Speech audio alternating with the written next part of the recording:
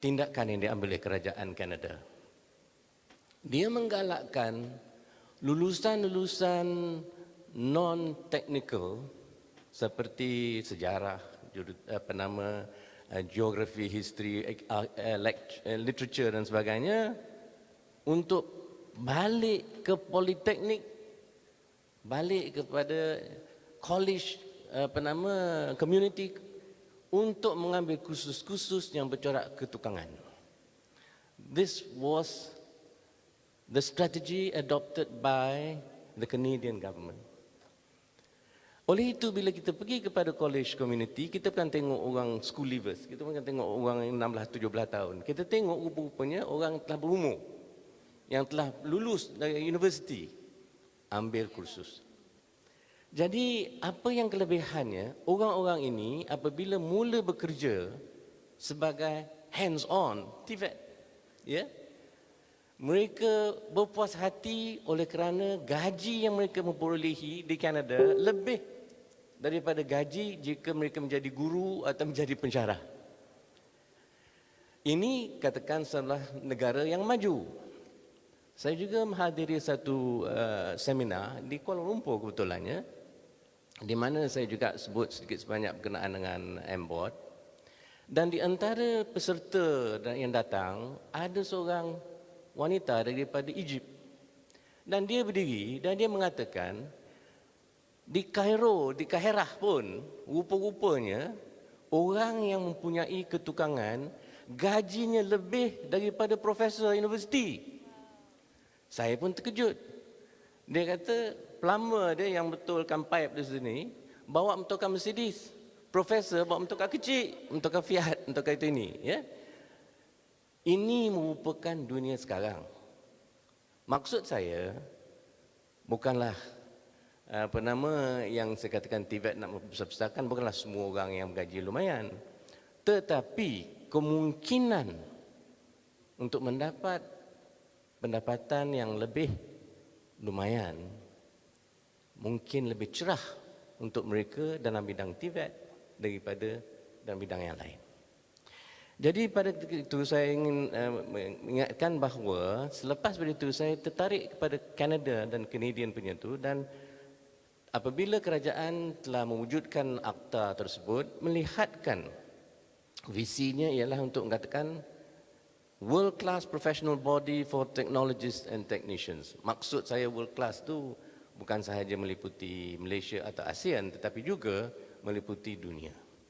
Dan juga untuk alleviate standing, visibility, recognition of technologies. Ini kita gunakan perkataan-perkataan untuk mencerminkan apakah hajat kita dan mission kita nak melaksanakan. Kedudukan di mana gaji dan pulangan daripada usaha kita adalah lebih lumayan daripada jika tidak di dalam bidang ini. Next slide. Tuan-tuan dan puan-puan, saya fikir telah dengar M-Tune. Ada pernah dengar M-Tune ke? Malaysia Technical University Network. Oh, tak berapa ramai yang kenal ni. Saya tengok tangan. Siapa yang pernah dengar tentang M-Tune? Cakap dengan benar. Oh, tak. Jawab dengan ikhlas. Tak pernah dengar, jangan angkat tangan. Datuk Razman tak pernah dengar tentang M-Tune? Kena angkat tangan lah. Tapi jelas bahawa nampaknya orang Sabah kurang dengar. Jadi kedudukannya mungkin kita perlu ada M-Tune satu di sini. Itu pulang kepada Yang Berhormat lah. Ya, itu kita menteri. Tetapi apa yang jelas bahawa M-Tune ini telah diwujudkan untuk menepati apa yang dianggap sebagai wawasan ala abad ke-21. Yang kita nak menempuhi Industrial Revolution 4.0 dan sebagainya. Oleh kerana M-Tune merupakan perantaraan di antara Research University dan Comprehensive University. Bermaksud dialah yang benar-benar merupakan masa hadapan. Next slide. Ini merupakan, saya tunjuk slide ini kepada Ibu Ivy dulu. Tapi boleh next one. Ini yang menunjukkan basic dia. Kita start daripada physics, chemistry, biology, ya. Tetapi apabila kita melihat kepada apa yang berlaku pada abad 21, it is no longer discipline based, but it is now what they call technology based. Bermaksud dia ada interspecies di antara disiplin yang konvensional dengan teknologi yang terkini. Ya. Jadi itu ada 23 bidang dalam tulisan kecil sikit itu, tetapi ini menunjukkan perbezaan di antara dulu dan abad ke-21 yang kita kata 4.0, 5.0 sebentar tadi. Next. Bagaimana dan apakah peranan MBOT? Itu telah disasarkan sebentar tadi. Memang kita mendaftar. Yang pertama mendaftar atau register. Yang kedua accreditation kursus-kursus. Yang ketiga industrial collaboration. Saya ingin nak tanya berapa orang daripada industri dalam. Saya diberitahu ada beberapa yang datang daripada industri. Boleh tolong tunjuk tangan? Oh, dalam 10% mungkin. Terima kasih untuk hadir pada hari ini. Kerana MBOT memang sasarkan industri dan industrial collaboration. Dan kita menjemput ahli-ahli daripada industri untuk menyertai technical expert panel kita atau technological expert panel kita. Yang keempat ialah talent matching. Apa benda maksud talent matching? Yang paling mudah ialah menentukan lulusan akan dapat kerja dan tepat untuk kehendak industri. Oleh kerana itu kita perlukan industrial collaboration untuk menentukan lulusan dapat menepati seperti yang kita dengar tadi daripada Prof. Dato' Ismail kita 94%, is it? 94%. Ini tidak akan tercapai jika mereka tidak membuat talent matching and industrial collaboration.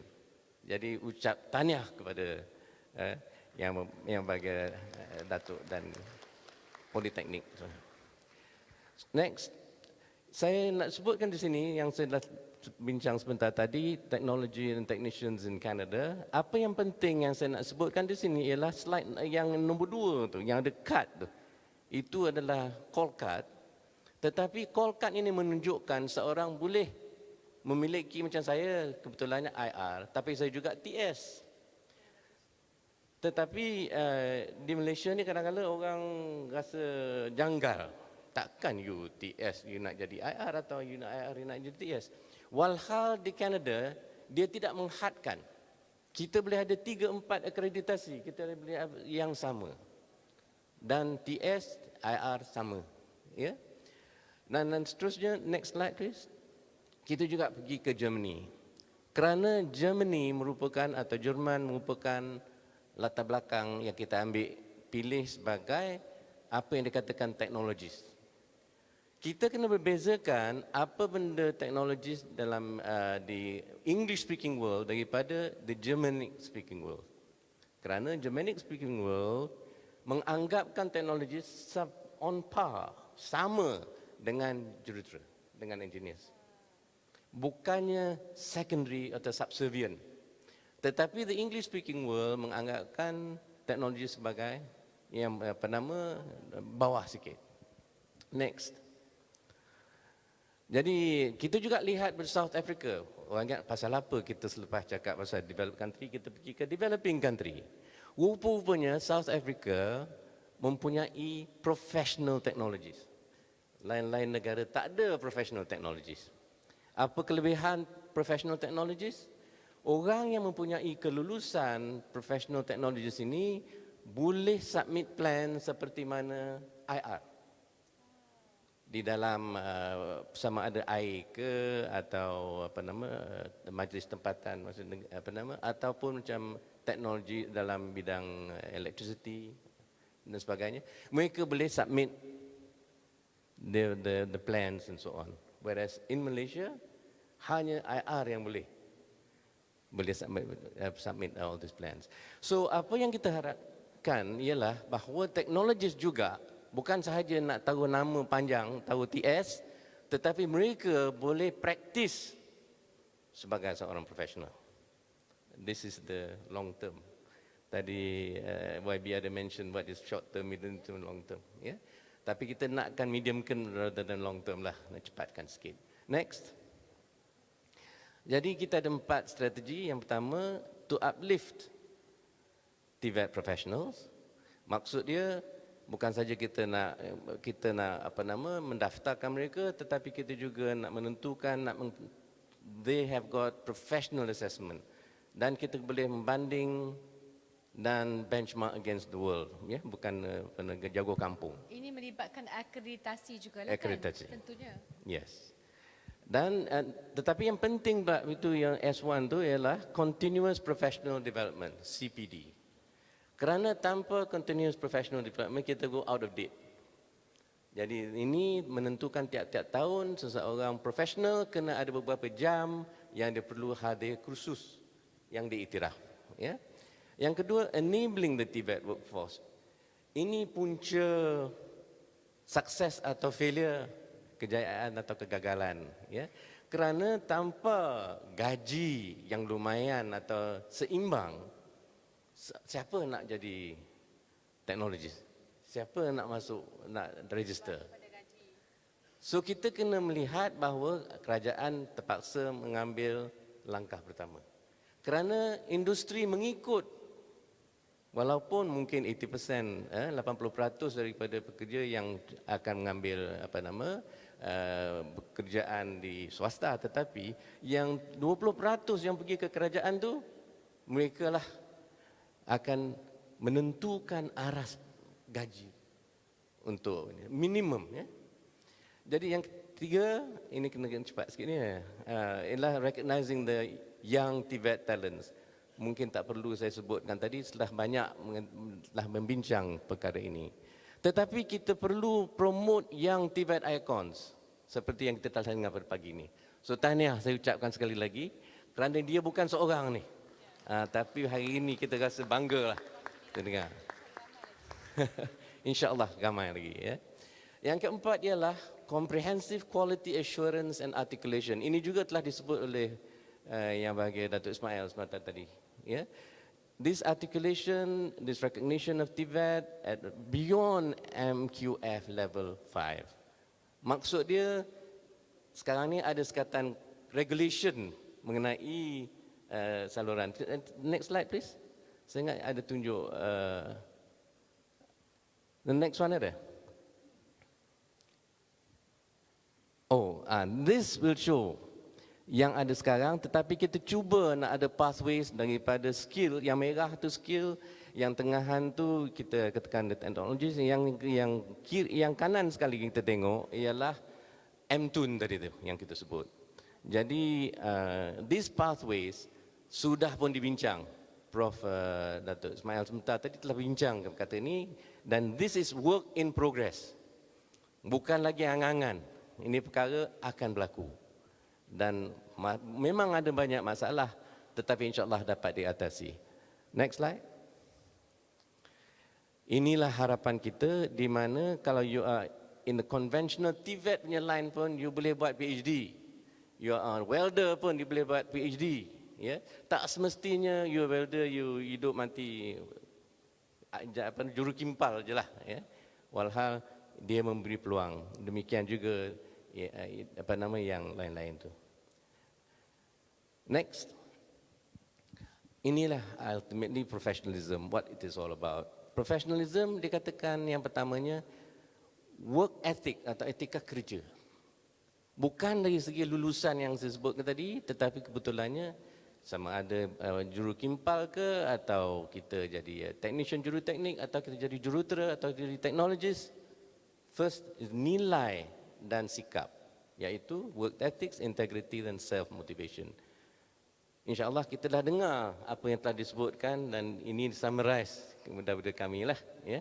Kerana inilah apa yang kita nak mengutarakan dalam MBOT akhir-akhirnya. Sekian, terima kasih. Terima kasih, ya, tepukan gemuruh kerana saya pada fikir kesimpulan yang sangat baik tentang langkah-langkah ke depan, dan MBOT juga memang sedang berbincang dengan mendalam dengan peringkat M-Tune, termasuk juga dengan MQA, kerana akreditasi akhirnya haruslah diselaraskan. Ini akan membantu pelajar-pelajar sama ada dari segi kelayakan kemasukan peringkat awal ataupun nak terus meningkat ke peringkat lain. Orang bercakap tentang belajar ni tak pernah terhenti.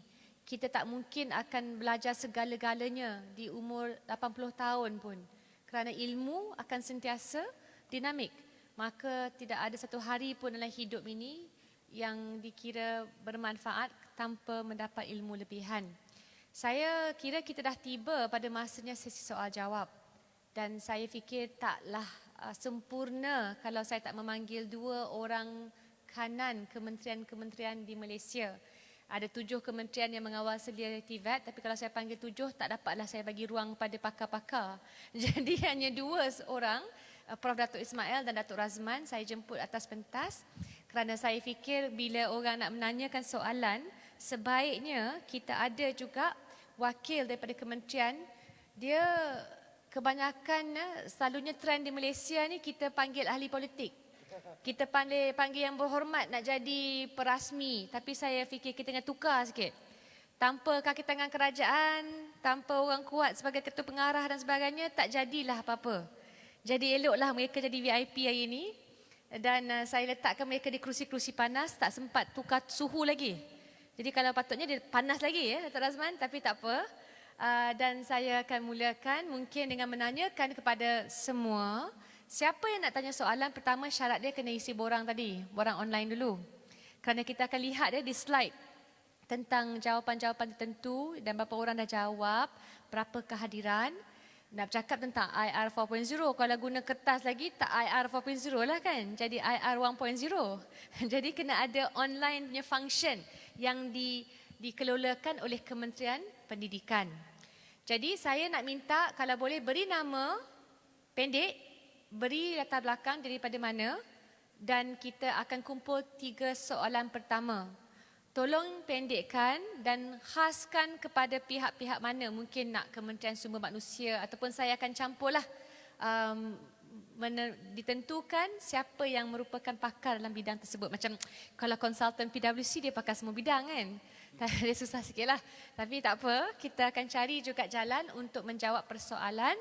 Dan kalau ada cadangan, kena ingat ada beberapa cadangan ke depan yang telah dibawa hari ini. Dengar-dengar apa dia kata? Dia kata mungkin nak disatukan 1-2 kementerian je. Kan? Ada juga dengar-dengar dia kata nak pastikan gaji itu kenalah setimpal supaya macam di negeri atau negara Kanada. Orang nak technician lebih daripada graduan.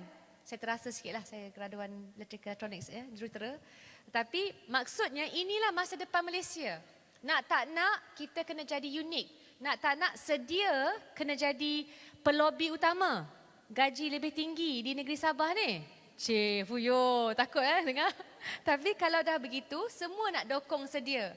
Supaya mereka dapat pekerja dan graduan juga nak pastikan orang tahu bagaimana kita nak padankan dengan baik. Ya. Dan Giat Mara kena pastikan satu Sabah ni tahu. Apa program Giat Mara? Boleh hafal ni lagi. Apa yang boleh mereka garap menerusi Giat Mara dan ikon-ikon seperti Encik Azri kena ramai lagi. Kita kena cari lagi dan kita kena beri mereka suara untuk memberikan sedikit apa macam kejutan dan peringatan dan juga dokongan saranan kepada semua. Okey, silakan soalan-soalan, mikrofon dah ada disediakan. Saya pasti di sini membuat-buat dengan perasaan yang membara. Seperti saya sebutkan 3 soalan pertama. Silakan.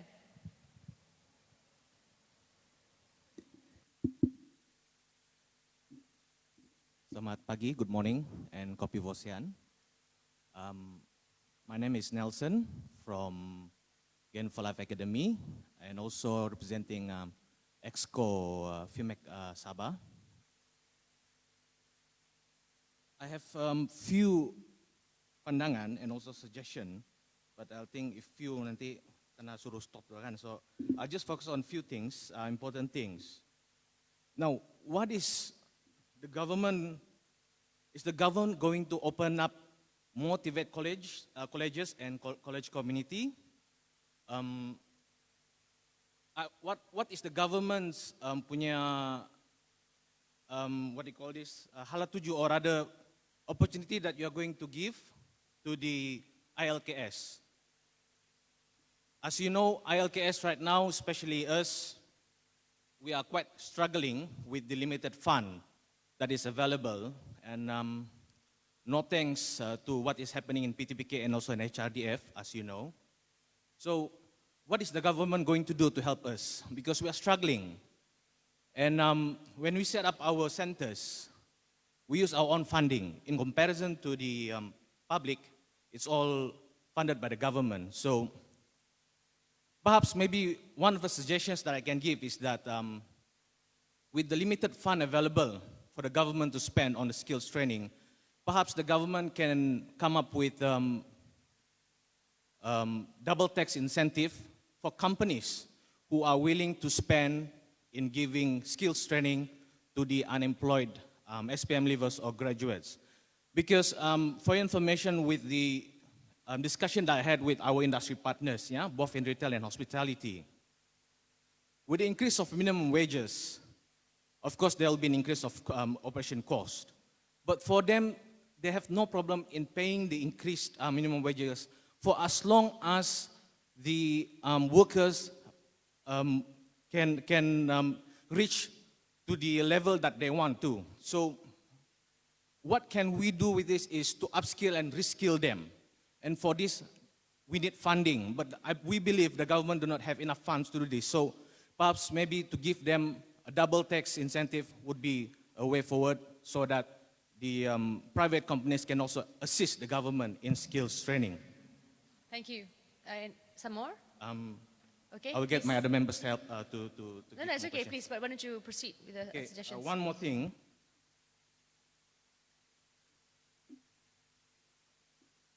Oh, I have said what I want to say. Thank you. Thank you. I thought of covering 2 more questions, and then we can have a round of answering, or better just answer now. Answer now. Yeah, okay. Thank you from Mr. Nelson, yeah? Kopi Viasian, back to you.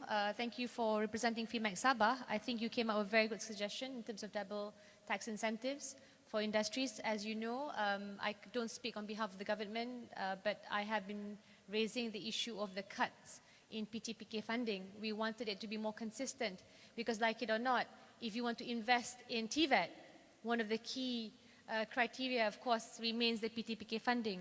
And one of the problems was the investigations that took place July last year with regards to the abuse of funds was the main reason.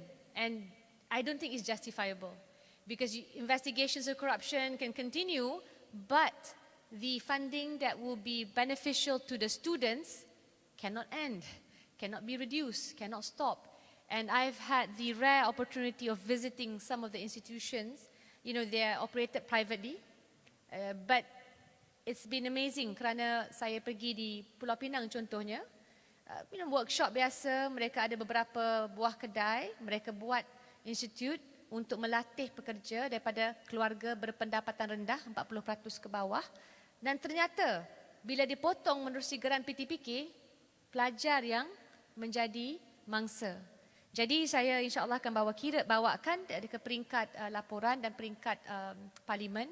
Saya pasti PwC yang ada di sini, kita ambil kira juga dengan wakil-wakil kementerian. Dan saya tahu pengumuman RM1,050 ya, gaji minima itu akan memberi kesan khusus kepada syarikat-syarikat yang tidak besar, kos dan sebagainya. Dan kita harus prihatin dalam bab ini dan insya-Allah akan dibawakan. Maka saya jemput mungkin Prof. Datuk Ismail untuk memberikan komentar sebelum lain. Tolong pendekkan.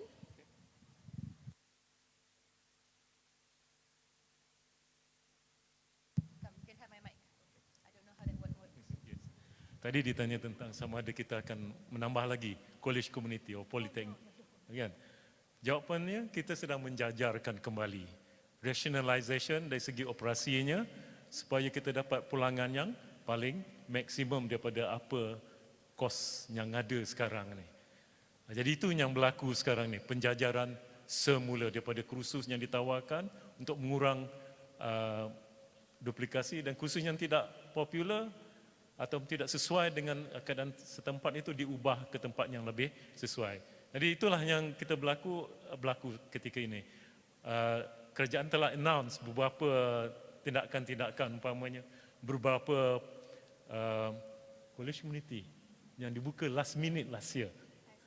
The last 10 college community itu ditangguhkan developmentnya dan sebagainya, dan ini memberikan kita ruang untuk melihat kembali keperluan dan juga keperluan setempat dan juga rasionalisasi di antara ILKA sendiri.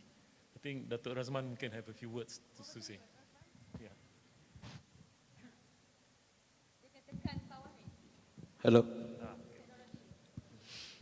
Assalamualaikum warahmatullahi wabarakatuh. Salam sejahtera dan salam untuk rakyat Sabah lah. Okay, back to the question. Saya rasa bahawa dari segi penambahan untuk Institut Latihan Kemahiran Awam, saya rasa bahawa paling penting yang kita perlu ambil fikiran ialah bahawa dari segi jumlah pelajar lah.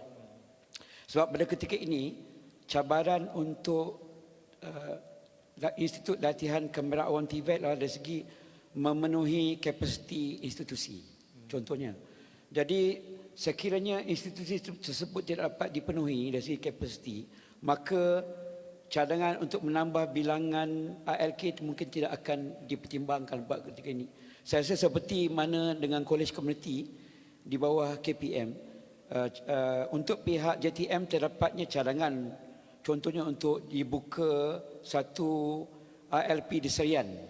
Tetapi kita mengambil langkah yang sama untuk menangguhkan cadangan pembinaan tersebut. Dan saya rasa bahawa ILKA dan juga ILKS perlu bekerjasama lah dari segi melahirkan graduan TVET di negara ini. Dan dia tidak perlu mewujudkan satu persaingan, tetapi they should be complementing each other. Dan saya rasa bahawa in the long run, senario untuk saluran bantuan kerajaan dari segi aspek kewangan kepada ILKS perlu dikurangkan. ILKS perlu mempunyai cara untuk mereka sendiri supaya to be self-sufficient dari segi funding. Itu saya lihat. Tetapi saya rasa bahawa cadangan untuk diwujudkan double tax incentive perlu diambil fikiran oleh kerajaan. Dan saya harap supaya cadangan ini diambil kira oleh pihak PWC dan cadangan mereka. Okay.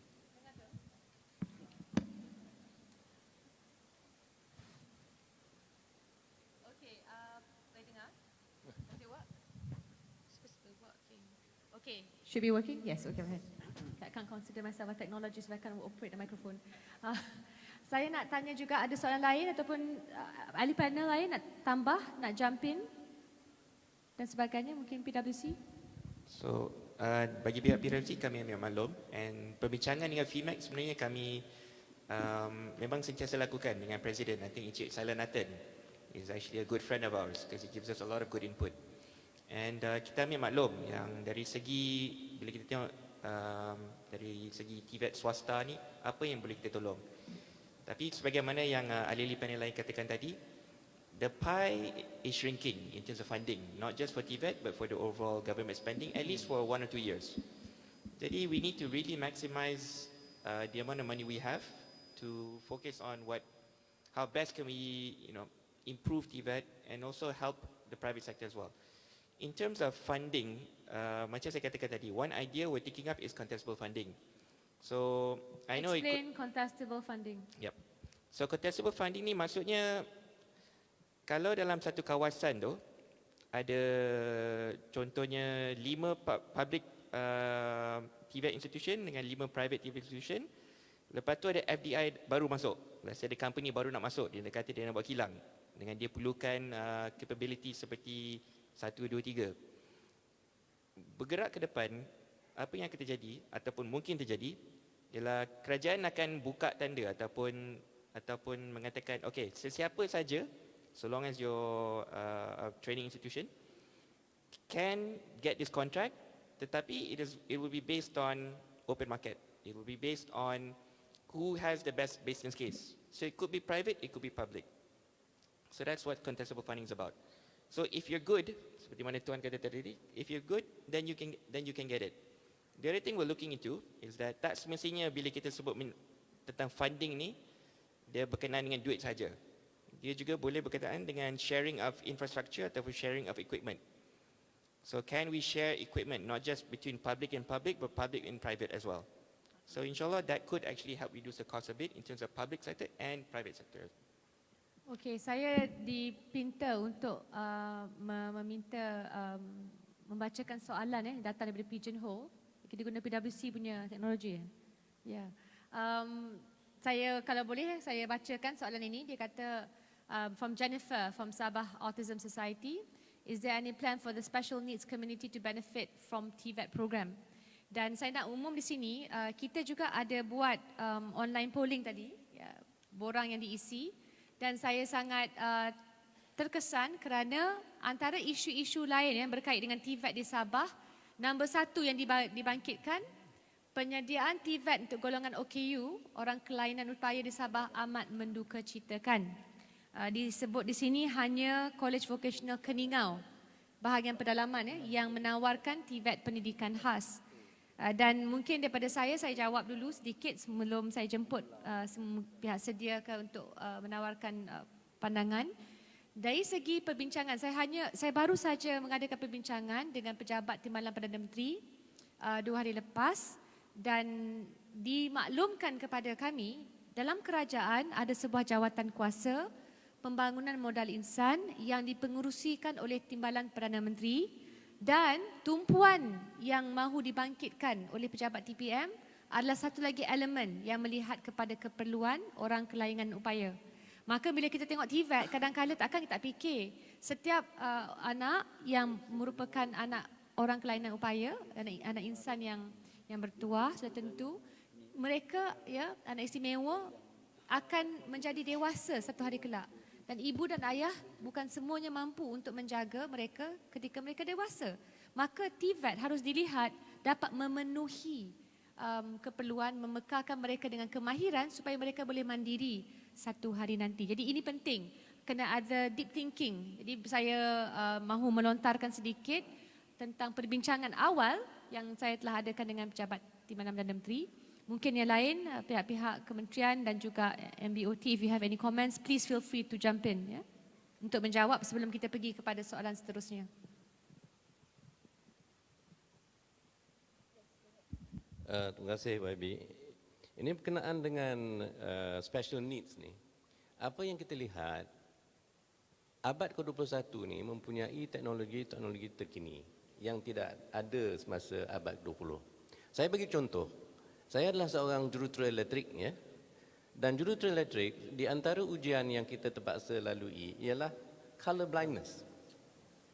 Tetapi abad ke-21 sudah ada teknologi yang boleh membantu seseorang bekerja supaya color blind is no longer a handicap.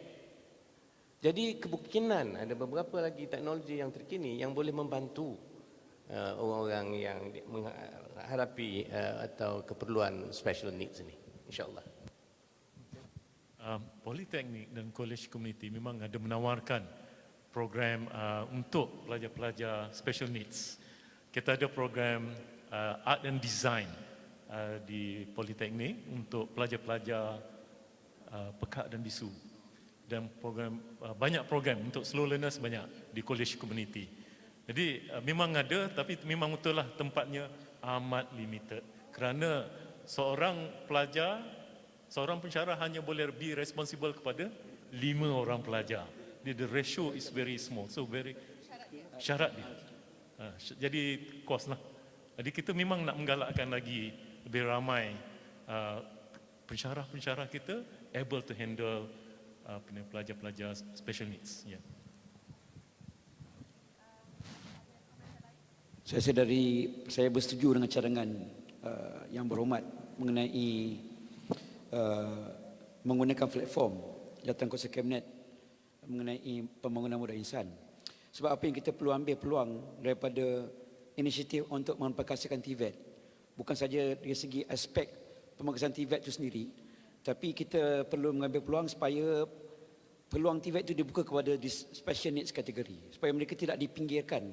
Saya rasa bahawa perkara ini perlu diambil serius sebabkan dari segi infrastruktur yang disediakan, kemudahan yang disediakan, supaya mereka ni tidak akan ada halangan ataupun kekangan kepada mereka untuk menyertai bidang TVET ni kelak.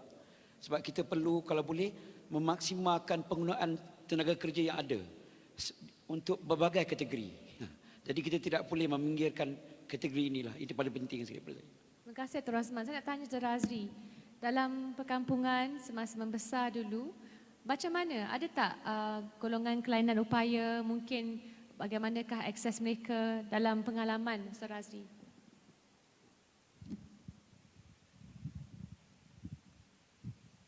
Di perkampungan saya tiada orang yang macam tu. So macam ada beberapa benda yang sudah saya rangka melalui alumni saya sendiri. Saya akan pergi ke kawasan-kawasan yang tertentu, kan, untuk mengenal pasti apa yang perlu kita beri, kan, kepada orang-orang yang memerlukan. Tidak kisahlah dia belia kah, apakah dan termasuklah orang yang seperti special need ni. Macam dekat sini ni, kalau ada dekat KFC Tanjung Aru, rata-ratanya dia mengambil pekerja yang just kita datang just dia tengok which you want, tunjuk like this, kan. Bila kita orang macam ini pun kita beri perhatian, sekurang-kurangnya dorang akan dapat generate pendapatan, kan. Bila kita dorang pun sendiri generate pendapatan, tidak pun dapat beli emas, dapat beli beras pun jadilah, kan. Jadi bila semua pun ada pekerjaan, maka akan adalah wujudnya kuasa pembeli itu, seiringlah dengan apa kerajaan mau menaikkan kembali kuasa pembeli itu. Terima kasih. Terima kasih atas pengkongsian. Sedia ada komentar ke Tok Giat Mara sebelum saya panggil soalan lain? Maybe Giat Mara first and then Sedia. Sorry. Kalau daripada special needs tadi kan, yang macam contohnya Giat Mara, memang kita dalam syarat kemasukan itu tidak menyatakanlah tidak menerima OKU untuk masuk ke Giat Mara. Tapi kebiasaannya apa yang dilaksanakan oleh Giat Mara, contoh daripada Sabah sendiri, kita ada program khas iaitu program community. Contohnya program community masyarakat setempat. Mungkin kita akan ada lawatan-lawatan ke institusi-institusi yang special needs punya penempatan. Kita akan buat program-program khas, kita akan ajar, bantu-bantu mereka mengajar perkara-perkara yang boleh mereka lakukan dalam pekerjaan nanti. Contohlah menyulam, menjahit manik, yang pekak dan bisu tu dia masih boleh menjahitkan. Dia program lebih itu kreatif daripada yang biasa. Ya, betul. So that program actually kita laksanakan di luar lah. Kita yang melawat mereka, program khas community service kita panggil. Baik. Sedia mungkin terakhir sebelum kita buka pada yang lain. Thank you, Yang Perawat. This is from my personal view. For this less fortunate community, walaupun dia orang dapatkan the skill kan, we still need to encourage yang itu industry yang itu community to accept them, to give them a job. Because from my own personal experience with working with the Society for the Deaf,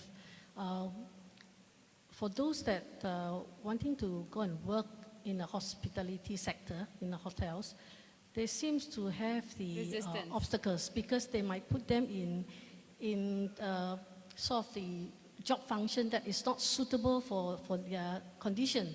So in other words, probably we have to, I think way back they have this job coach for this less fortunate before, but I'm not sure whether it's still carrying on. Tapi maybe we have to look at incentivize the companies, the industries, to make them willing to take in this community, this group of special needs community when they have the necessary skill. That's my own personal opinion. I think the special needs community would be appreciative because Starbucks, there's a Starbucks that YB Hanayo visited, which allows for a lot of special needs workers, and then from there you have an awareness because at the end of the day we're all the same. It's about the degree of humanity that we have in our hearts, and the more you give opportunities, the better a person you are. Jadi saya nak buka lagi kepada ada seorang lagi, please proceed. A very good morning to you, YB Nurul Izzah. Thank you for being here and choose Sabah as the first destinations for the road shows. My name is Mary Jim. I am represent Persatuan Pusat Latihan Kemahiran SLDN Wilayah Sabah dan Labuan. My question is that, di manakah peranan peranan kami sebagai pusat bertauliah SLDN swasta dalam pemerkasaan ataupun pemerkasaan TVET ini. Because saya tidak melihat ada wakil-wakil daripada pusat latihan swasta yang dijemput sebagai panel untuk mungkin berkongsi dari perspektif kami menyumbang kepada TVET ini. So kami juga pusat yang telah mendidik ataupun melatih dan menempatkan mereka ini kepada alam pekerjaan mahupun dalam bidang keusahawanan. And soalan yang kedua, what is the government direction towards implementations of SLDN program yang telah mengadaptasikan industrial driven training which have been implemented since 2008 in Sabah. As know, we believe that pusat latihan swasta juga telah menyumbang kepada sektor pekerjaan dan keusahawanan, terutama sekali kepada those who are school drops out and the grassroots level. Why I say that a grassroots level and those who are school dropout? Because I can support Encik Azli tadi, because I'm also come from that background. It was 30 years back. But saya menggagahkan diri saya untuk melibatkan diri di dalam bidang kemahiran ini, dan today I'm no longer that group. So I am speaking here in because of I want to fight for those who are in the rural area who need these supports and attentions more. Yeah. And what is this actually that I am here with hope that kami pusat berlatihan latihan SLDN, that this program is really fantastic, and hope pusat latihan SLDN tidak terkecuali maupun tercicir dalam pemerkasaan TVET ini. So that is really our hope. Maybe in a big look we can see those who are in the urban ataupun di dalam bandar. Tetapi we not forgetting those who are in the deep in the rural, which is saya melihat that is great that we have awam because that is supposed to, but I don't think that we can cater all of them. So dari segi perspektif keusahawanan pula, the sustainability of we having our centers been set up and we follow the guideline, kita tidak nampak di manakah hala tuju kita as well as sebagai usahawan and implementer as well. Thank you. Thank you so much for the feedback, and I think that will be the second last question. I think it's important that you're here on behalf of SLDN Sabah. Thank you very much for your participation. Kita mula dalam sesi ini, ya, tentunya sesi pertama kita memanggil beberapa perwakilan, tapi ia adalah sambungan daripada siri-siri perbincangan dalaman juga. As you know, Kementerian Sumber Manusia pun also has commissioned PwC. I think you've met many quarters, including private institutions, dan kita juga bertemu dengan FIMAC, the head of FIMAC, I think a couple of times he submitted memorandums. So there are many ways, the mechanisms are there for you to submit suggestions, and inshallah we'll be also giving a space for the institutions on the private side. I will say this though, in Malaysia lebih 1,000 institusi yang bernaung bawah TVET, ya, swasta dan juga di bawah kerajaan. Saya fikir kita atas dasar itu, bila saya mencadangkan kepada kementerian, kita buat online form ini untuk sekurang-kurangnya mendapatkan suara semua pihak. Pasal sudah tentu akan yang tercicir. Lebih-lebih lagi mereka daripada kawasan pedalaman. Mereka yang mungkin tak mampu untuk bersuara. Mereka yang mungkin terkeluar daripada jalan yang seperti biasa kita lalui. Jadi saya hargai, dan atas dasar itulah bila saya bercakap tentang sebagai seorang pejuang TVET, seorang pejuang TVET, saya rasa kita semua kena mudah mendekati. Yang harus diangkat sebagai ikon adalah mereka yang telah melalui daripada peringkat paling bawah sampailah berjaya sebagai seorang usahawan. Itu pada saya hero dan heroin kita. Jadi yang lain-lain ini kita berjuang untuk memastikan lebih ramai lagi. Kerana bukan semua mampu dengan ibu dan ayah yang mungkin ada kedudukan kewangan yang stabil. Pergi bersekolah dan ada peluang untuk mendapat ilmu yang baik, keputusan yang cemerlang. Dan tak semestinya yang tak cemerlang kali pertama tu tak pandai. Kadang-kadang lagi pandai daripada first class honor student. Itu memang pengalaman saya lah, budak-budak TKC dan sebagainya. Jadi pada saya, Itu adalah satu pengajaran dan saya ucapkan terima kasih kerana bersama dan insya-Allah kita akan pastikan ya pihak kementerian mencari jalan sama ada mungkin in black and white your suggestions or whatever, but it is important for us to hear you out. Saya nak maklum satu je perkara, isu berkait TVET di Sabah. Nombor satu yang dibangkitkan oleh peserta isu gaji rendah. Dan keduanya peluang pekerjaan yang terhad. Ini sangat tinggi peratusan bagi dua faktor utama yang perlu diperbaiki bagi TVET. Dengan itu saya jemput Dr. Ismail, do you want to comment on SLDN? You know, it's or Dr. Razman. I can see him holding the mic very religiously. Dari segi SLDN, Sistem Latihan Dua Nasional, kita ada bersama kita hari ini lah Dr. Rashid daripada di depan tu, merupakan orang kanan pada Cik Nizam. Dan just to share you untuk Sistem Latihan Dua Nasional ni, pada ketika ini Cik Nizam sedang mengadakan satu acara with Watson mengenai SLDN. So SLDN ni merupakan, kalau kita nak kata bahawa the success stories with regards to TVET, dia ada pelbagai mekanisme in order to strengthen TVET. So contohnya kalau di peringkat ASEAN, kita berkongsi mengenai Sistem Latihan Dua Nasional, kemudian sistem RPEL, Recognition of Previous Experiential Learning contohnya. Tapi saya rasa untuk SLDN ini memang digalakkan dan akan diteruskan. Dan saya rasa mungkin Dr. Rashid, kalau you boleh tambah sikit sebabkan inilah peneraju kepada Sistem Latihan Dua Nasional.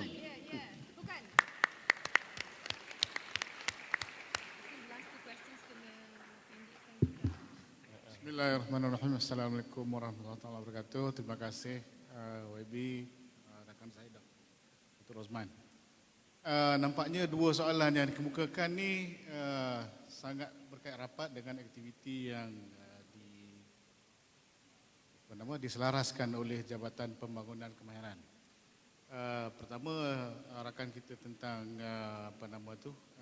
tabung tadi tu, saya rasa soal tabung sudah dijawab dan saya ingin menekankan kedua-duanya, SLDN dan juga pusat latihan swasta ni. Oleh kerana perkara ini mereka mendaftar dengan kita. Jadi untuk ini saya memaklumkan semasa fokus group di Kementerian Kewangan semalam, kita telah memaklumkan satu permohonan di dalam rancangan dalam bajet 2019 supaya diambil kira tentang keperluan penambahan peruntukan bagi membantu pusat latihan swasta yang sekarang ini bersama dengan JPK. Jadi kita harap hari ini akan diambil pertimbangan oleh Kementerian Kewangan untuk memberi peruntukan yang seimbang seperti mana peruntukan yang diberikan kepada PT-PTN. Yang keduanya tentang SLDN, yang soalan kedua tadi, memang kali ini contribution oleh pusat latihan swasta di dalam melaksanakan SLDN. SLDN ni unik, seperti mana rakan kita Profesor sebut, dia punya collaboration dengan industri. Jadi konsepnya sama, cumanya Prof dia guna terminologi yang berbeza. Saya ingat dia guna perkataan work based learning. Tetapi di dalam kita punya environment, it is SLDN sebab it's a reflection of the dual system in Germany. Jadi dia seperti mana dalam manifesto pakatan lah menggunakan terminologi itu. Jadi soal terminologi bukan soalnya. Soalnya sekarang ni konsep itu. Konsep di mana training kita perlu dijajarkan tentang hala tuju. Jadi kalau boleh masuk di dalam kita punya hala tuju TVET untuk juga menyentuh tentang kadar yang digunakan untuk membiayai program. Kadar itu yang sangat rendah. Jadi dia tidak menarik. Jadi kalau boleh kita tingkatkan kadar dia. Jadi Kementerian Kewangan dia hanya tunggu YB punya yes, it's inside the Soalan menyentuh tentang autisma. Sebenarnya pusat kami sekarang ini baru-baru lagi lah mengadakan workshop dengan kita punya rakan daripada Korea, di mana mereka mengadakan modul yang workshop untuk pelajar-pelajar autisma. Dan untuk makluman, dalam kita punya center pun kita mempunyai beberapa orang pelajar autisma dan mereka merupakan pelajar cemerlang di dalam kita punya center. So I think if we give them the kesempatan ini, kita mohon kepada YB Nurul to listen to us. Banyak rakan-rakan kami sini mempunyai kepakaran yang berbeza-beza, tetapi kami dalam bidang kreatif, we would like to be involved. And I already call Mimos. Saya kata kami ingin bekerjasama lah, meaning melalui kita punya pengalaman, we would like to contribute to the country. And dia kata bolehlah, tapi I want to hear from you today, YB. Okay, dan juga satu lagi YB Nurul, kita harap all this while TVET memang banyak diperkatakan setiap tahun, tetapi now with you as the pengerusi, we hope that TVET ni akan diperjuangkan habis-habisan. Sekian, terima kasih. Okay. I mean, before I call the last question, hold on. This is a very pressure cooker question. Dia panggil. Terima kasih Dr. Dayang. Saya suka diberi tekanan sebegini. Saya rasa kita harus hargai satu perkara, bahawa dalam ekosistem yang wujud hari ini, begitu banyak kementerian yang mengawal institusi TVET. Bila ini berlaku, ini realiti, mahu tidak mahu kita perlu ada pemahaman tentang punca kuasa yang boleh mengarahkan ke semua kementerian-kementerian tertentu. Dengan baik, dengan semangat kekeluargaan, kerana kita semua mahu satu arah tuju yang jelas, kita mahu membantu mereka yang sepatutnya mendapat manfaat, iaitu pelajar. Dan kalau ada pertindihan, mungkin tidak membantu. Jadi pada saya, dalam apa segala cadangan, saya boleh bawakan dalam kertas putih dan insya-Allah saya akan paparkan dalam laman web di bawah kelolaan saya supaya kita boleh maklum ya dengan secara terbuka, sementara menghormati adanya bidang-bidang kuasa dan kementerian yang wujud. Ya, sesuatu perkara yang macam menarik rambut daripada tepung ya, bukan mudah. Tapi saya nak sebut di sini berkait dengan Mimos. Mimos, semasa saya hadir sidang mereka, saya menyatakan satu atau memberikan satu ayat yang penting. With a huge amount of funds comes great responsibility. Itu ayat saya. Maksudnya bila Mimos dipertanggungjawabkan dengan dana yang besar, sudah tentu mereka ada KPI yang harus dipenuhi untuk membantu industri, membantu dengan berkongsi. Jadi pada saya, keputusan untuk memberikan amanah pada sesiapa pun, itu masih tertakluk di bawah kabinet. You know, I can suggest.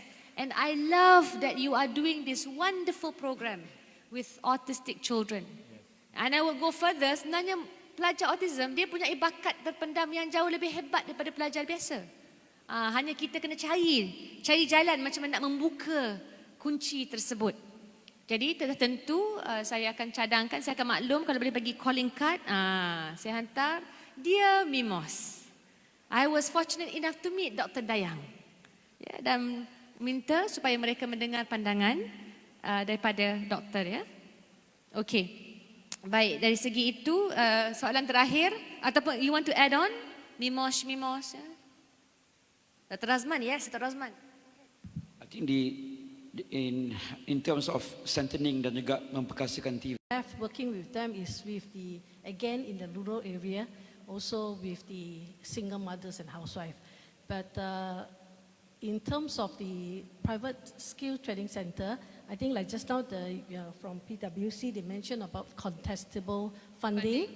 I think last year we have the submission through us And if I'm not mistaken, I think 2 of the institutions have successfully get the contestable funding. So whereby you mentioned your training program and what is the impact to the economy and to the, to the state from doing this program. So from that is one of the criteria. So I think there's still a possibility of getting this funding, but if you have a very strong case to qualify for it. Thank you. Tell me how much of a percentage of the institutions involving TVET in Sabah have you engaged with? In fact, if you're talking about the government TVET institutions, it's through the platform all. But Private? all. And private, I think majority under the JPK, under the Persatuan, I think we have met with them. But it's just that we have our limited capacity to help everyone. So as and when we can help, we actually will collaborate with them. Yep. Thank you. So final question from the gentleman with the red tie. Okay, bismillahirrahmanirrahim. Assalamualaikum. Saya Muhammad Khairul Nizam bin Jumadi yang dipertua Majlis Perwakilan Pelajar Politeknik Kota Kinabalu. Soalan saya sebagai pelajar, kita kena tahu kekuatan dan kelebihan kita. Jadi, di mana letaknya kekuatan aliran TVET, iaitu aliran kemahiran, jika dibandingkan dengan aliran akademik di universiti awam? Terima kasih. Terima kasih, Saudara Khairul Nizam. Saya akan jemput Tan Sri ikut. Jawab dulu. Yes. Kan mungkin boleh terus, tapi jangan hina sangat kawan-kawan, terasa. Soalan dia tadi sejauh mana? Maksudnya, what's so special about TVET graduates versus graduates? Oh, okey. Pada pandangan saya ini agak mudah kerana kelebihan mereka daripada TVET memang ketara bagi mereka-mereka yang bekerja dengan high tech. Saya beri contoh Siltera, ada pernah dengar company nama Siltera? It's a chip manufacturing, they manufacture chips. It's considered very high tech. Dan rujuklah juga dan beri maklumat kepada beliau mengenai resah-resah masalah yang dihadapi oleh mereka yang mengendalikan institut latihan swasta yang bercorak TVET. Demikian juga bagi mereka dari Sabah, kita juga ada Profesor Madya Dr. Ramzan Dambul, TKSU. Dan dia menjadi ahli MBOT kita. Jadi untuk tuan-tuan puan-puan sekalian, economists, accountants, engineers, tak salah. Tapi kita perlu mendengarkan orang-orang seperti Cik Azri, Zul Design, MacGyver Malaysia, Pak Adin Musa, orang-orang macam ni kita perlu ketengahkan lebih. Dan who knows, maybe lepas kita ketengahkan lebih, you boleh nampak sebenarnya kekuatan itu sama saja. Cuma it's just some issues that we need to correct and also a perception that we need to improve moving forward. That's all. Silakan Cik Azri. Sambung soalan tadi. Dan bagi saya, TVET ini sangat besar jasanya. Seorang yang punya TVET ini, bila kita hantar dia ke hutan, kemungkinan hutan itu boleh menjadi bandar. Dan, cerita yang paling simple, saya lebih cerita pasal pengalaman saya. Kalau TVET ini tiada, kita cerita sikit saja berkenaan driver cash. Kalau semua orang tidak kemarin driver cash ni, kerja kan, belajar TVET ini tidak diberi peluang masuk ke industri ini. Jadi sekurang-kurangnya bagi saya kita perlu ada satu contoh yang kuat kan, dan link dengan pemain-pemain industri yang besar bagi menempatkanlah graduan-graduan yang sudah lepas dalam TVET ini. Terima kasih Encik Azri. Memang pengalaman yang penting. Memang saya fikir hari ini yang kita boleh berikan peringatan adalah betapa pentingnya TVET. Sampai mungkin lebih bermakna jawatannya dan gajinya banding dengan seorang graduan. Okay, ada nak tambah lagi sebelum kita just one more round lah. Okay, yours is you are last You are the opener and you are the closing. Saya rasa tidak perlu ada keraguan di kalangan pelajar-pelajar TVET mengenai peranan mereka dalam pembangunan negara. Kalau kita lihat dalam rancangan Malaysia ke-11 sendiri, memang ada satu bab mengenai melahirkan pekerja-pekerja mahir yang berkait rapat dengan TVET, di mana mereka rasakan bahawa jumlah yang ada pada ketika ini dalam lingkungan 28% perlu dipertingkatkan kepada 35% pada year 2020. You can see that betapa kritikalnya pelibatan dan juga perlunya kita kepada pelajar-pelajar TVET. Dan saya rasa bahawa apa yang perlu mungkin diambil perkiraan oleh jawatankuasa TVET ialah kalau kita melihat tadi kepada kenapa mungkin mereka tidak berminat kepada bidang TVET kerana peluang untuk melanjutkan pelajaran di bidang lebih tinggi. Contoh tadi sebut 4, the 4 M-Tones. Tetapi kalau kita lihat negara seperti UK, contohnya mungkin dia dah lebih ke harapan. Tapi mungkin kita boleh ambil sebagai pengajaran ialah mereka boleh melahirkan pelajar-pelajar TVET meneruskan pengajaran di bidang Masters dan PhD di tempat bekerja. Tidak perlu ke universiti. Mungkin itu langkah masa harapan yang kita perlu ambil untuk bidang TVET ni. That means from the existing level 5, you push them further to level 8. It requires some legal changes. Saya jemput mungkin daripada Giat Mara, any final words? Kita berkongsi pada semua. Ya, sedikitlah YB. Mengenai soalan tadilah juga sikit sebanyak apa yang kita boleh perkatakan di sini bahawa kami daripada Giat Mara memang sangat berbangga dengan TVET yang kita cuba lahirkan, yang kita latih pelatih-pelatih yang masuk di Giat Mara daripada zero become hero. Maksudnya YB seperti Azri sebutkan tadi, seperti apa yang dipersoalkan tadi, perbandingan antara akademik dan TVET.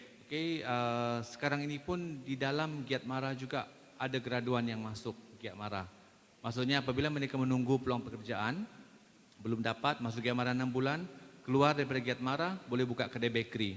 Sehingga sekarang kita ada satu student, contohnya daripada Giat Mara Sepanggar yang mengusahakan confectionery and bakery. Dia ada master holder dekat UMS, tapi sekarang dia tengah bergiat dan berniaga dalam bidang pastry. Dia tidak bekerja dengan government, dengan swasta, tapi dia masih bergiat dalam perniagaan sehingga sekarang. Okay? Jadi maksudnya di sini TVET itu memang mainkan peranan yang penting, apatah lagi kepada mereka yang tercicir dari segi akademik. Contohnya siapa yang membela nasib mereka? Kalau mereka tidak belajar untuk masuk ke institusi yang mahal, parents pun tidak sanggup untuk menanggung. Sebab apa? Untuk makluman YB, 85% pelatih Giat Mara ini adalah daripada golongan B40. Jadi 90% pula adalah daripada SPM dan ke bawah. Jadi maksudnya di sini TVET yang kita ajar itu adalah penting dan bermakna untuk mereka menjana pendapatan di samping akademik come forward yang kemudianlah. Jadi saya memang amat menyokong dan berbangga dengan TVET yang kita adakan di Malaysia ini, dan bagi memperkasakan lagi TVET kita untuk kesinambungan segala program dan usaha rasionalisasi, iaitu memperlihatkan keadaan-keadaan semasa mengenai keperluan-keperluan kursus-kursus baru yang difikirkan perlu dan penting untuk kita meneruskan kajian TVET pada masa hadapan. Terima kasih, Wabi. Terima kasih. Dan saya harap memang Giat Mara ini harapan kita juga tinggi. Ramai yang bergantung dan memang kita mahu diperluaskan dan menjana juga pendapatan bagi mereka-mereka yang masuk ke institusi tersebut. Terima kasih kerana bersama pada hari ini. Sedia, what would you ask them to do to help you succeed? What do you want to ask them who are here today to do to help your mission succeed? Thank you, YB. I think for us in Sedia, I think the very important yang perlukan is the commitment from the industry. Sebab I observed most of the TVET institution was mentioning about updated machineries, yeah, for the students to practice on. So it's a bit, it will be very expensive. So it will more towards the sharing of capacity, where if we can get the commitment from the industries to actually contribute in terms of that. sharing the facilities and resources to give the graduates a hands-on and real experience, real work experience, utilizing the most up-to-date machinery that is being utilized in the industry. So to us, we feel that they still play a part is the working together, cooperations and collaborations between the private companies, industry players, as well as the TVET institution. They must work together in order to make sure that we can build a very strong sort of the output of the TVET's graduate. Thank you. So I hope the industries who are represented here, about 10% of you will help promote today's messages to other industry players. Thank you very much for coming. Dan saya jemput Tan Sri Datuk Zaidi. You want to add on, do you think? Yeah, since you have so much to share with us. No, seriously, I think it's very useful. The Canadian experience, sometimes, you know, you have to change your mindset. Everything begins with mindset. And inshallah from there, you know, not 100% of the solution is there, but it begins with the mind, the power of the mind. So, terima kasih, Wabi. I think, first of all, I'd like to congratulate you for managing this town hall very well. Not bukan puji, tapi to get the substance out of people is not easy. And particularly orang yang tak pernah jumpa ni. None of us. But I think the point that I wanted to raise here is the sharing of equipment that I was mentioning just now. Now, saya kata yang tadi, yang saya telah pergi ke Canada, what surprised me was the Canadian Community College was offering their equipment for PhD students. Bermaksud, tak semestinya you're a community college, you tidak ada equipment yang canggih, ya. And then yang perkara yang kedua yang saya nak sebutkan ialah berkenaan buat PhD yang tidak semestinya berpusat di universiti. Ini juga agak baru, pemikiran baru. But there is such a thing called industrial PhD that is being done in the Scandinavian countries. Bermakna seseorang pelajar yang buat PhD itu boleh buat di tempat kerja dia, tetapi supervised oleh seorang daripada supervisor daripada universiti dan juga seorang daripada the industry itself. Jadi ini adalah cara-cara baru di mana PhD itu relevan kepada industri. Dan industri juga akan dapat manfaat terus daripada PhD yang dilakukan itu. Jadi ini juga merupakan satu-satu lagi yang kita lihat that the line between academic and hands-on etc. atau relevance is blurring. Ya, dia main kerana arahan ataupun perubahan masa telah menentukan dan memaksa bahawa kita melihat peranan untuk buat master dan PhD ini bukan sahaja tertumpu atau khas untuk universiti, tapi di lain-lain tempat pun kita dapat meneruskan. Jadi saya juga mengucapkan terima kasihlah kepada semua yang telah sudi dengar. Dan last words, MBOT, saya minta sokongan tuan-tuan dan puan-puan sekalian.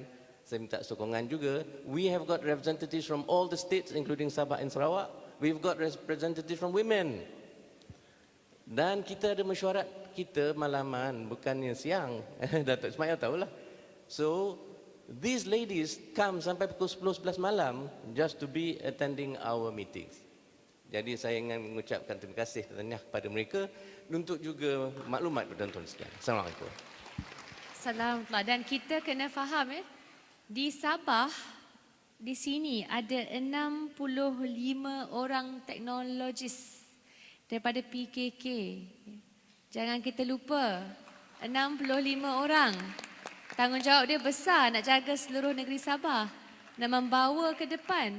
Jadi harapan kita bermula juga dengan kepakaran. Kalau kita tak ada kepakaran, bagaimana benih itu nak bercambah? Jadi saya selalu katakan bila ada, kadang-kadang kita fikir mana nak cari penyelesaian. The solution is here. It's just that we have to really open up opportunities to get there. Saya akan maklum sedikit statistik je sebelum saya jemput penutup kita, Prof. Datuk Ismail. Ya. Saya nak maklumkan, pertama saya ucap terima kasih kepada semua yang telah melibatkan diri mengisi persoalan yang kita siapkan. Ada 377 orang yang sudi menulis, memberikan pandangan dan rata-rata 82% semuanya pelajar. Anak-anak muda ni melibatkan diri, berkongsi, mengisi demi TVET. Ya. Tentu ada ramai perwakilan daripada perempuan, 45% perempuan dan 54% daripada kaum Adam lelaki yang menyertai.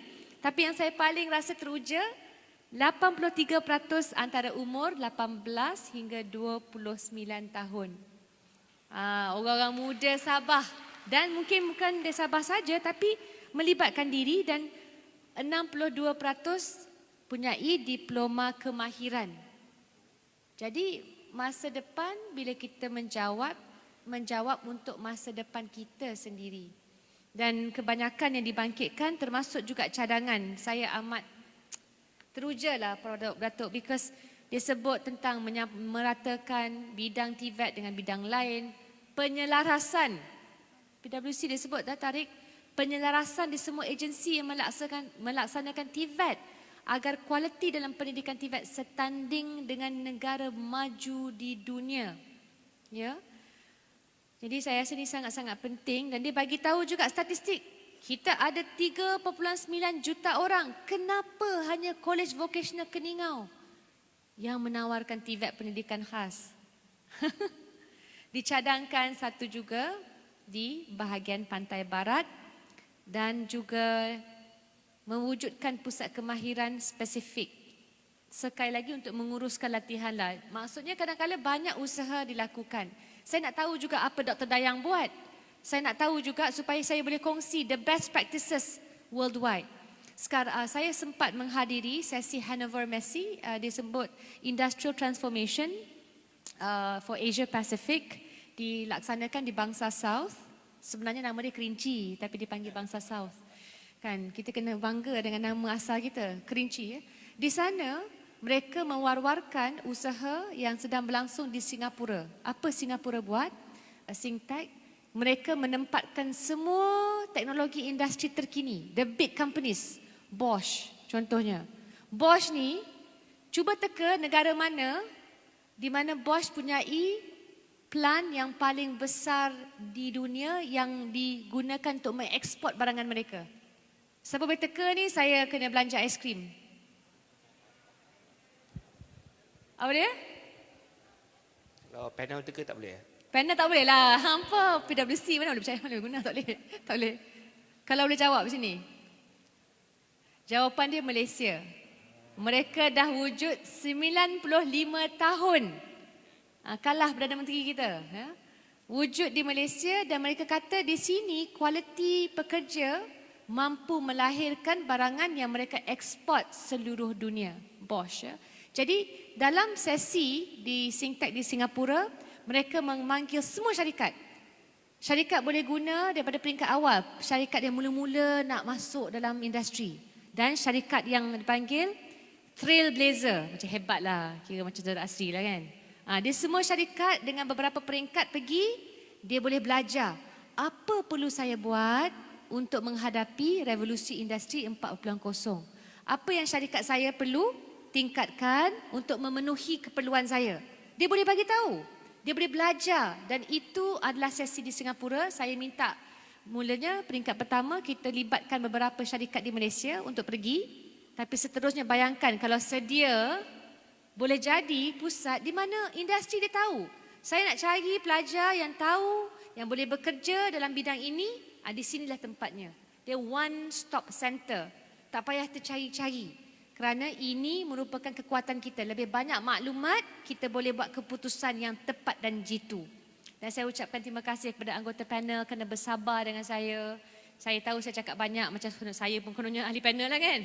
Biasalah ahli politik. Ya. Dan saya juga ucapkan terima kasih kepada saudara-saudari yang sudi hadir dan bersama. Dan saya jemput speaker terakhir kita untuk menutup Prof. Datuk Ismail, Big Boss pada hari ini. Wabillahi taufiq wal hidayah. Wassalamualaikum warahmatullahi wabarakatuh. Salam. Thank you YB. Jadi saya amat bersyukur program kita telah berjaya menampilkan panel-panel yang hebat. Tapi satu komen saja tadi, saya nak komen kepada Encik Azri lah.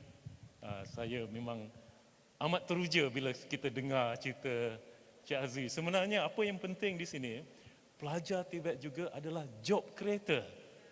Itu yang penting. Kita mesti menanamkan perasaan keusahawanan di kalangan pelajar-pelajar kita.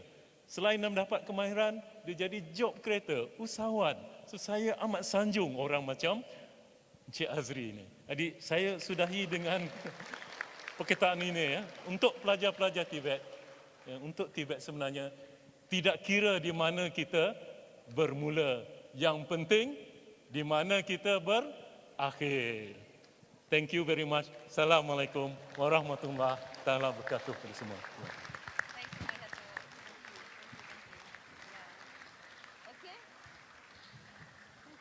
Selesailah sudah sesi town hall kita yang diakhiri dengan sesi soal jawab yang penuh dengan info dan maklumat yang padat dan bermanfaat supaya dapat kita kongsikan bersama pada hari ini.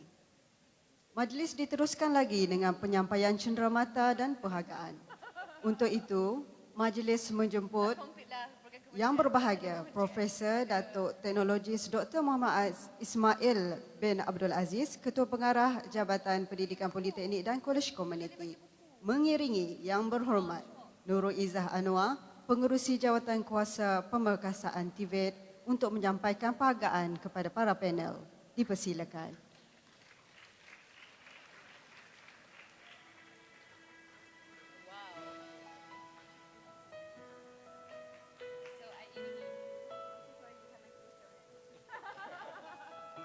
Bagi panel yang pertama, yang berbahagia Tan Sri Datuk Dr. Teknologis Haji Ahmad Zaidi Laidin dari Presiden Malaysian Board of Technology.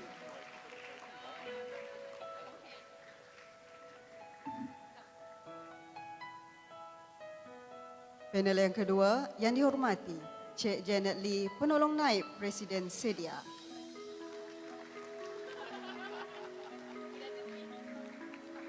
Panel yang ketiga, yang dihormati Encik Muhammad Noh bin Nawawi, Penolong Pengarah Giat Mara Negeri Sabah. Panel kita yang keempat, yang dihormati Encik Tariq Ziad Adnan, Pengarah Perunding Eksekutif PwC Malaysia. Dan yang kelima, yang dihormati Encik Azri bin Aziz, Presiden Persatuan Alumni IKBN Kinaru.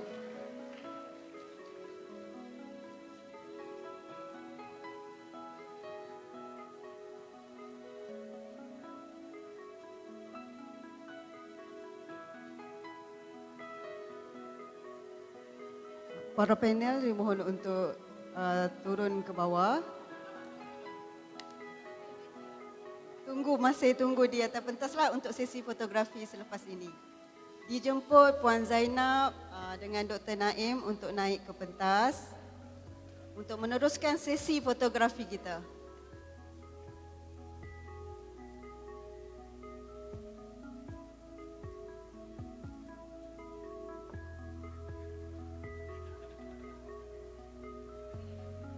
Sebelum sesi fotografi, majlis menjemput Datuk KP yang berbahagia Datuk KP untuk menyampaikan cenderahati kepada Yang Berhormat Nurul Izzah Anwar sebagai tetamu kehormat kita pada sesi Town Hall Zon Sabah.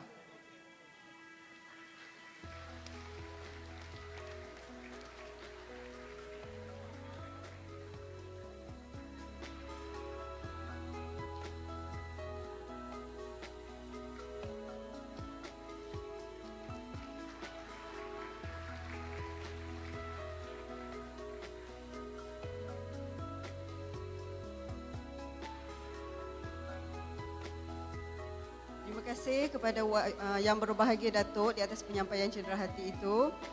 Dimohon semua panel untuk sesi fotografi.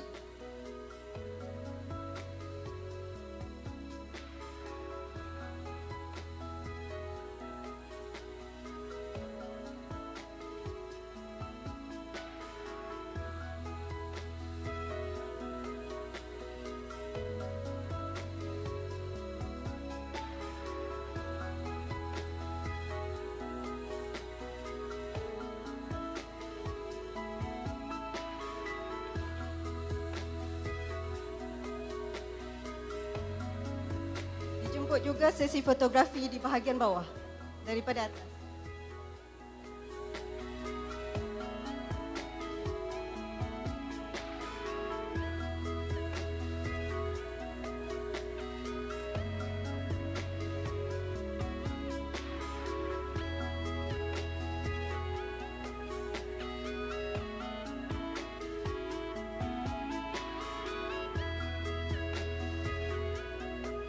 Bagi pihak jawatan kuasa majlis hari ini ingin merakamkan ucapan penghargaan dan terima kasih kepada YB Nurul Izzah, YB Tan Sri dan semua tetamu kehormat ahli panel dan semua hadirin yang telah menjayakan sesi town hall pada pagi ini.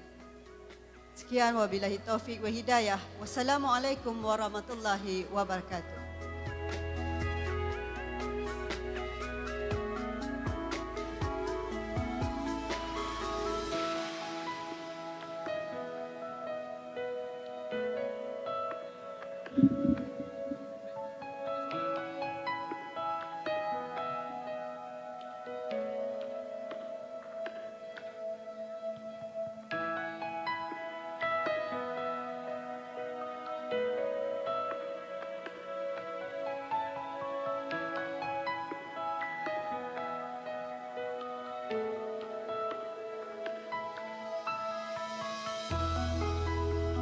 Tetamu-tamu boleh berkumpul ya di belakang ni untuk sesi fotografi sebagai gambar kenangan bersama YB Izzah. Mari kumpul.